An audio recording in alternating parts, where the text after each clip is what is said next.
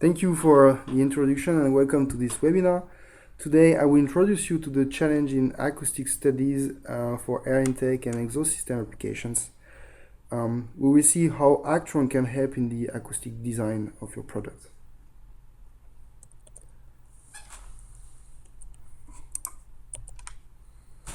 We will start first this presentation with the physical description of the intake and exhaust systems to point out the challenge for acoustic modeling. Then we will look in details into the different components and highlight the features Actran offers to address these challenges. Finally, I will show you some examples of realizations and a demonstration case involving a vibro-acoustic time domain simulation of an exhaust line. Before talking about acoustic challenge, I would like to look to the main components composing air intakes and exhaust system and try to answer some questions like what is the air intake made of, what is an exhaust system made of, and then it will help then to define the acoustic challenge to be solved. So the air intake is assembled of parts used to bring relatively cool air into a vehicle's internal combustion engine. The system can be complex by the shapes of the components like air cooler, complex by the materials involved like porous materials. The air is also aspired and ejected outside with a complex flow, eventually hot flow at outlet. The acoustic sources like whistling noise generated by turbochargers are also complex noises. They implicate high frequency content, suggesting complex acoustic propagation. And for this acoustic purpose, noise can be airborne propagating along pipes, but it can also radiate through the structures. The exhaust line now at the outlet of the engine is used to guide reaction exhaust gases away from the combustion inside an engine. The full line is made of several components which taken individually are complex. The gas ejected is a high temperature gas with locally important flow speed. The first component downstream just after the engine is the catalyst and gas particle filter. They are not designed for acoustic purpose but have a non-neglectable acoustic effect. Catalyst converters are made of very narrow channels leading to microscopic effects. Gas particle filter is also involving microscopic phenomena, but also they contain filters made of porous material. The line is then composed of one or several mufflers. These mufflers are designed to reduce acoustic noise downstream thanks to reactive and dissipative mechanisms. The complexity of current designs allows complex acoustic propagation where the reactive mechanism is not obvious to estimate. To use the perforations, the use of perforations will let particle sound propagating through the pipe walls. The porous material themselves, small holes of perforated plates and also double wall designs are generating complex dissipative mechanisms. Due to the presence of a turbulent flow, aeroacoustic sources can be also generated. And finally, acoustic and vibration can be strongly coupled. Dynamic pressure excites the structure and can radiate outside. With a constant reduction of mass of the exhaust systems, the pipes and shell can radiate and create annoying perturbation in surrounding environments. Now we have described these two systems. Now we will go through all the components described, and we will look in details at the complex physical challenges studied with Actran vibro-acoustic software. We will go through the three-dimensional effects. We will explain how the presence of flow can modify the acoustic performance, and also we will look in detail at the viscothermal dissipation effects.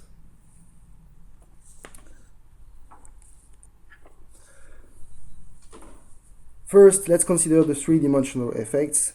Handling with large volumes of fluid or dealing with a high frequency content generates complex acoustic waves which are no longer planar waves. For instance, the design of truck mufflers or mufflers for power plant is becoming complex already at a few hundred of hertz, and mufflers of passenger vehicles are now changing design with targets of several kilohertz. Some details like openings in design can also lead to very different acoustic behavior. Let's consider the structural connection between buffers and mantle, in the picture on the right here. A small hole between two adjacent chambers can be designed to let the humidity flow, or non-desired leakage can happen due to non-perfect matching in manufacturing process. These cases will create open areas between resonant chambers, and the acoustic efficiency of the entire muffler can be significantly modified. In such context, the finite element approach used in Actran is perfectly suited to address these three-dimensional effects. The finite element method natively supports complex design shapes and details which could be important for the accuracy of the design. Finite element models are valid at high frequencies when the acoustic propagation is no longer planar. Actran now includes a transfer matrix method valid for non-planar propagating waves in ducts, breaking the usual limitation of the transfer matrix method approach to planar waves. Effect of leakage can be also easily studied with finite element method by creating acoustic connections between resonant chambers. Now let's look at the effect of flow and temperature. When dealing with combustion engine, the consequence that complex flows are passing through the air intake and exhaust lines. The flow is heterogeneous in space with high variation of temperature. These parameters modify the fluid properties and the propagation of the acoustic waves. For instance, the transmission loss of a muffler is widely modified in presence of an heterogeneous flow. For instance, on the picture on the right, you see this effect of convective acoustic. The resonant frequencies are modified and are shifted to other frequencies. The fields of temperature and velocity can be taken into account in Actran to add more physics in the acoustic simulation. A potential flow iterative solver is embedded in Actran, including computation of the temperature field. And for advanced design steps, Actran is also able to use heterogeneous flow and computed from external CFD solver. Another effect of the flow is the generation of aero-acoustic noise sources due to turbulences in the flow. This occurs in the regions where restrictions of section makes the flow accelerate and where flow is abruptly slowing down, like flow hitting walls or propagation through bended pipes. Actran estimates the aero-acoustic sources by coupling the acoustic simulation with an unsteady flow simulation provided by an external CFD code, or based on a mean flow computation and stochastic noise generation randomly method, the SNGR method. A third effect or third challenge in modeling air intakes and exhaust system is to handle with the dissipative mechanisms in the finite element simulation. The viscothermal dissipation occurs in several components presented before. First of all, the mufflers filled with fiber material are of course dealing with this viscothermal mechanism to dampen the acoustic pressure. The perforations of the perforated plates, where acoustic waves cross small holes.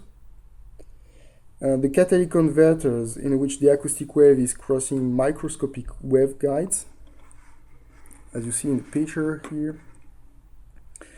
And also air filters are made of porous layers designed to stop small particles. A word about gas particle filters. The GPF is a combination of narrow channels, alternatively open and closed at opposite sides, and one out of two channels is also filled with porous material. So the acoustic propagation through GPF is able through the propagation through the walls of the channels and through the porous materials, and it takes into account some viscothermal dissipations. The viscothermal phenomenon, now we can look a little bit more in detail about the physical mechanism. This microscopic phenomenon can be viewed and separated into several sub-mechanisms. First of all, the viscothermal dissipation in fluid is made of thermal exchange between fluid and skeleton. And also, there are some viscous forces damping the fluid skeleton relative motion. Another and the third mechanism involved is the solid dissipation. Here, the elastic skeleton are vibrating and the energy is damped in viscoelastic mechanism.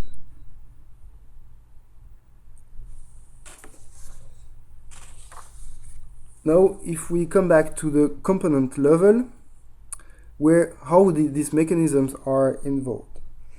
First, the narrow channels of catalytic converter will contain boundary layers, as you see on the picture, and the thickness of the boundary layers is really important compared to the diameter of the channels.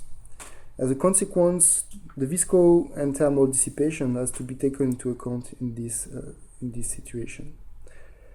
And it's the same for the perforated plate, whose holes are small and where visco thermal losses occur. The introduction of porous materials in a component, as in the chamber of a muffler, or if you consider an air filter, will add dissipation due to relative movements and friction between fluid and skeleton, and also viscoelastic damping mechanism in the fibers themselves. So we had this third component, this third mechanism in these components. For the viscothermal mechanism in Actran, we will automatically introduce this effect in dedicated components. It can be based on geometrical characteristics. It's the model named the low reduced frequency model, and it's based on the diameter of the channels or thickness of fluid thin layers, of course, of the fluid properties, and we can also extend this model to propagation with flow. Now, what would be the effect on the transmission loss calculation?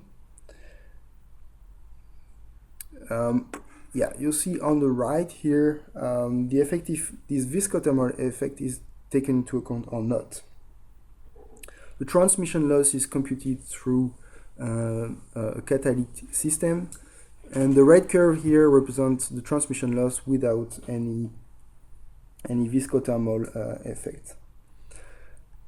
And then if we add the viscothermal effect, we see that the damping is a little bit increased, and also the flow has a certain effect when the flow is shifting the frequencies to a lower frequency for the transmission loss. Next, in the perforated shells themselves, we have such viscothermal dissipations. And if we look at the perforated plates mechanisms involved, we can see that first the acoustic wave is partially reflected through this perforated plate due to the fact that the shell is partially closed. It's linked to the porosity of the perforated plate. Also, some viscous effect occur when the acoustic wave is crossing the small holes. And also, an additional phenomenon could be that in vibro-acoustic simulation, the perforated plate can vibrate due to the load of pressure. So the solution proposed by Actran is based on the mass theory. And in fact, we don't need to model the holes themselves. As you can see on the picture on the right, we have only an interface between two fluid components. And in this interface, we will take into account of the acoustic transparency due to the porosity, the viscothermal effects are considered, and we can also additionally replace this interface by a structural component to take into account for the dynamic behavior of the plate.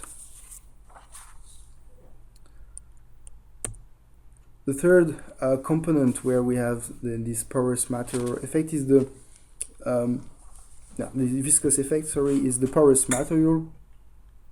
And for that purpose, the solution here is to use the Biot model. The Biot theory is a method adapted to finite elements because we don't model explicitly the fibers and the fluid, but we distinguish some skeleton properties to take into account the viscoelastic elasticity. We also take into account the properties of the fluid medium, and then we have to introduce the interaction between the fluid and the skeleton, and taking into account the microscopic phenomena. Biot modeling is also perfectly adapted to extend this application to anisotropic phenomena, and I will talk about it in the next slide. Let's take an example to illustrate the anisotropic phenomena. The anisotropy can be encountered, for instance, if you are interested in modeling air filters, and in such components, you will find some plies and with a certain orientation.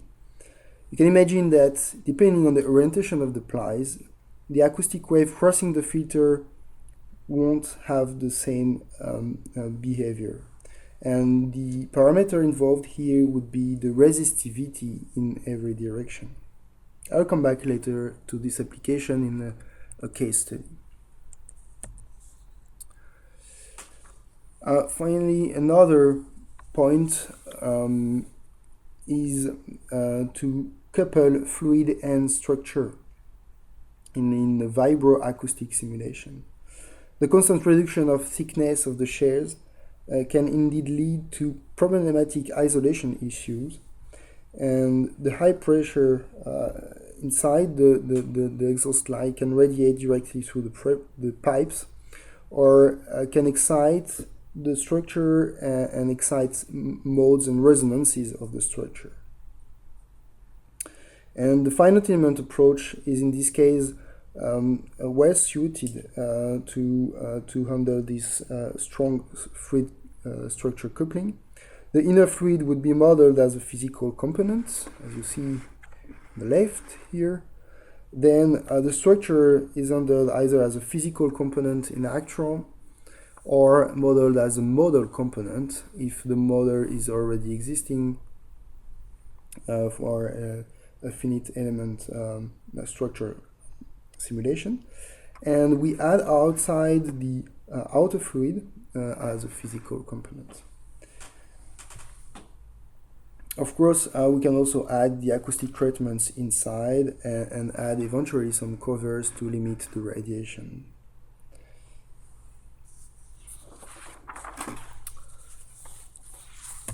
Yeah, to finish on this part and before looking at next part with some applications, we can see that we can define different kind of acoustic noises in air intakes and exhaust systems. The first one would be the pipe noise, which is the noise radiating at outlet or through the air intake outlet section. The acoustic wave is crossing complex components, and it's also important to take into account the microscopic phenomena like the viscothermal effects. Then the shear noise is considered as the noise radiated by structures, and this requires a strong coupling between acoustic fluid medium and structure. The last source would be the flow noise. The flow noise is becoming inconvenient when the flow reaches a speed limit. The turbulence on the flow is a factor generating the noise, and studying this phenomena requires to look at the aeroacoustic sources, of course, present in the flow, but then we have to take into account its propagation in the fluid medium and also eventually couple it with porous material, structure, and finally go to an aero-vibro-acoustic simulation. And yeah, with the help of very specific features included in Actran, the 3D modeling capability, the viscothermal effects, the porous modeling, the free structure coupling, and aeroacoustic sources modeling, Actran is fully able to handle these challenges. So after having looked at these features and all these challenges, one question would be to know if you are interested in computing the acoustic propagation in time domain or in frequency domain. And the answer is that each of them have some advantage. In fact, the time domain simulation seems to be the most intuitive approach to handle acoustic phenomena because a sound is intrinsically a time-dependent phenomenon. Also, transient phenomena like run-up configurations are natively time-dependent, and in such situation, the time domain approach will directly provide the sound produced. So it would be interesting to go to time domain. Also, if you are interested to listen to the sound and for psychoacoustic purpose, the time domain seems to be relevant. On the other hand, the frequency domain approach is also very interesting, and especially in the finite element method. And for a certain part of the modeling, for instance, we know that the human ear is naturally sensitive to frequency content. So it becomes obvious to look at these results in a frequency domain. The components themselves, like porous material, have frequency-dependent characteristic intrinsically. The frequency domain approach is so well adapted. And finally, also, for every damping material, the frequency dependent properties must be taken into account. So the acoustic sources also themselves are usually characterized by tonal components. If you think about engine orders or turbocharger tonal components. So at the end, the engineer is always looking at the frequency content. And even if the simulation is performed in time domain, we usually use a discrete Fourier transform to analyze the results.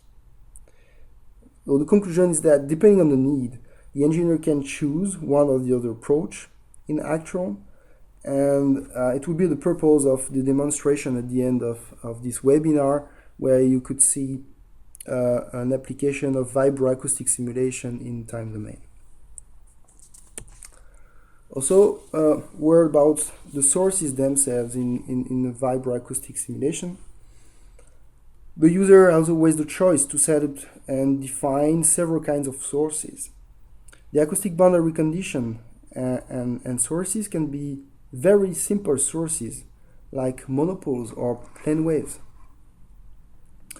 But it can become more and more complex, and especially if you want to add a more accurate representation of the source. If you want to take into account the impedance of a source, or to take into account noise from turbo machineries like turbocharger, you can handle more complex sources. Finally, it's the same also for structure, where you have some forces and some more advanced modelings. But I think that the user has to look at some questions when he wants to define some sources in a simulation. And some question could be, are you interested to know in intrinsic behavior of a component, or to optimize the design and the component itself, and to interested in testing different designs? You are able to model the complex sources. Sometimes you don't have enough data and resources to model these complex sources, so a simpler approach can be also good. And also, if you need to couple with external data, you have to use the right source and the right definition also.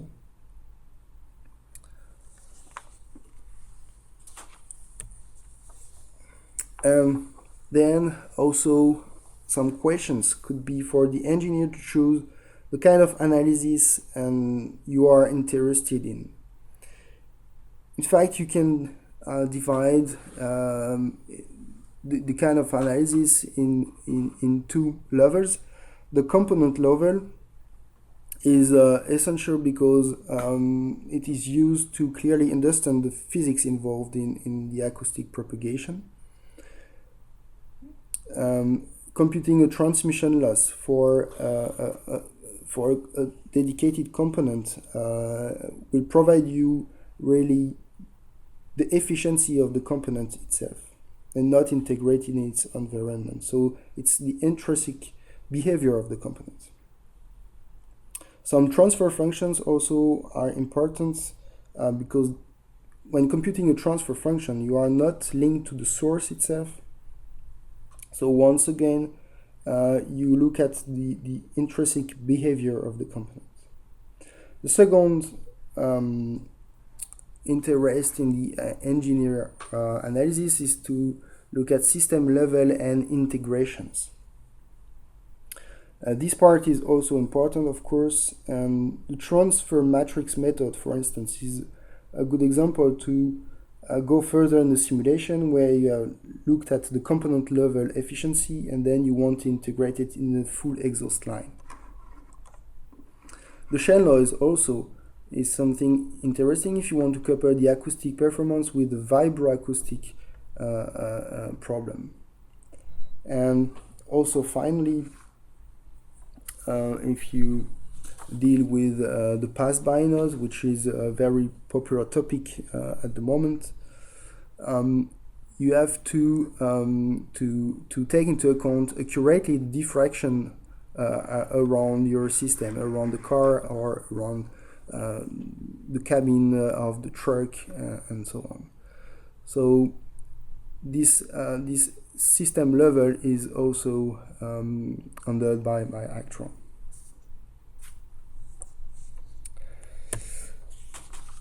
Yeah, now I will show you some examples of recent applications performed with Actran for air intake and exhaust systems.